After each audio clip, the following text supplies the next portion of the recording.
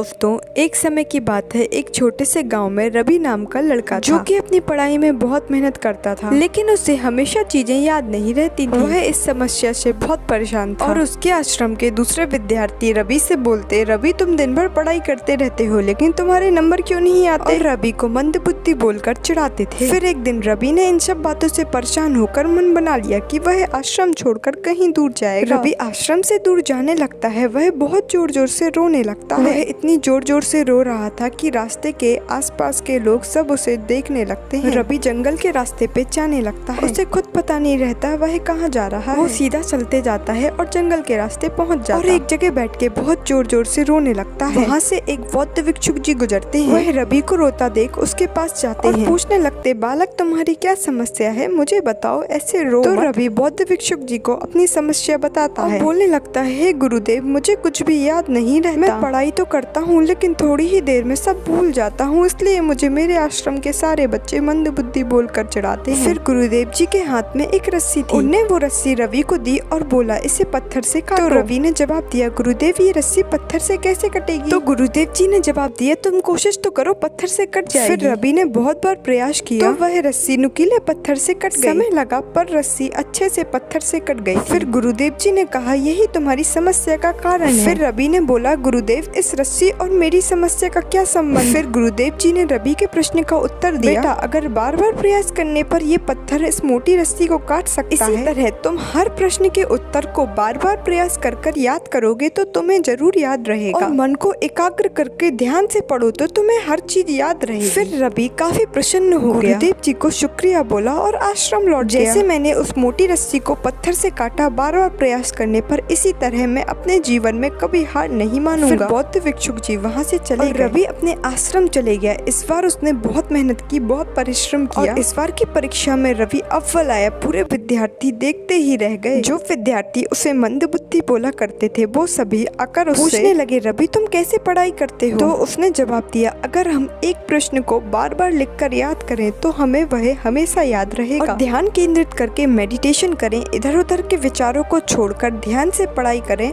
तो हमें हमेशा चीजें याद रहेंगी। रवि के आश्रम में उसकी चारों तरफ बहुत प्रशंसा होने लगी। इस कहानी से हमें यह शिक्षा मिलती है, हमें अपनी जिंदगी में कभी भी हार नहीं माननी चाहिए, बार बार प्रयास करनी चाहिए, सफलता हमें एक ना एक दिन मिलती ही है। वह बोला भी जाता है, कोशिश करने वालों की हार नहीं होती। अगर आप ऐसी मोटिवेशनल कहानी सुनना चाहते हैं तो हमारे चैनल को सब्सक्राइब करें।